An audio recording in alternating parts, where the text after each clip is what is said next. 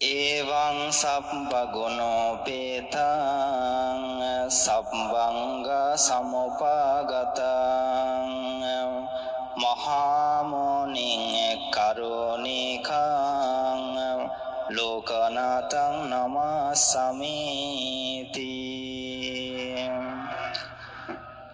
রূপে শিলে সমাধিতে প্রজ্ঞায় বিমুক্তিতে বিমুক্তি জ্ঞান দর্শনে ধর্মচক্র প্রবর্তনে যিনি অসম বুদ্ধগণের সদৃশ মহাকারুণ্য মহামুনি লোকনাথ তথাগত চরণে বিনম্র প্রদান এবং সভাপতির সঙ্গচরণে বিনম্র শ্রদ্ধা বন্দনে জ্ঞাপন করছি। আপনারা যারা সমবেত হয়েছেন ত্রিরত্নে শ্রদ্ধা সম্পন্ন দায়ক দায়িক উপাসক উপাসিকাগণ সকলের মঙ্গলময় নিরোগ দীর্ঘ জীবন কামনায় বৃক্ষ জীবনের সঞ্চিত পুণ্যানিশংস মৈত্রী চিত্ত দান করছি।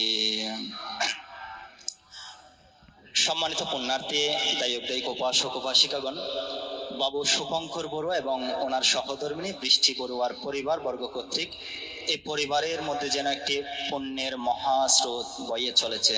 গতকাল রাত থেকে আজ অবধি পুণ্যকর্মের সূচনা থেকে শুরু করে এখনো পর্যন্ত চলমান রয়েছে এই পুণ্যের মহাযজ্ঞ। গতকাল থেকে এবং আজ পর্যন্ত এখনো চলমান। সম্মানিত পুণ্যার্থীগণ, এই বিষয়টি খেয়াল করে আমার মনে পড়ে গেল বেলাম ব্রাহ্মণের কথা। তথাগত বুদ্ধ বুদ্ধি সম্ভার পূরণ করতে গিয়ে তিনি এক সময় বেলাম ব্রাহ্মণ জন্মে নদীর স্রোতের মতো তিনি দানাদি পুণ্যকর্ম সম্পাদন করেছিলেন।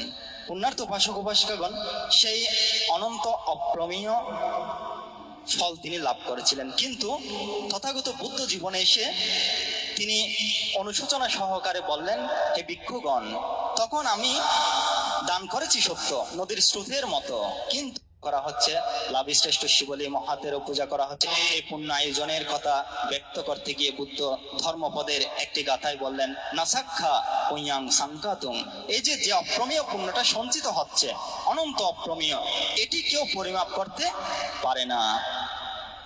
দেবলোকে মনুষ্যের ক্ষয়ের দিকে ধাবিত করুক, আপনাদের পরম শান্তি নির্বাণ লাভের কারণ সৃষ্টি হোক। সংসার জগতে বিচরণ করাকালীন সর্ববিধ বাধা বিপত্তি অন্তরায় মুক্ত থাকুন।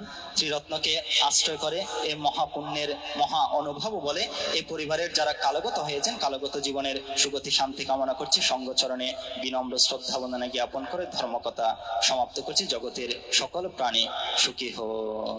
সারু সারু সারু।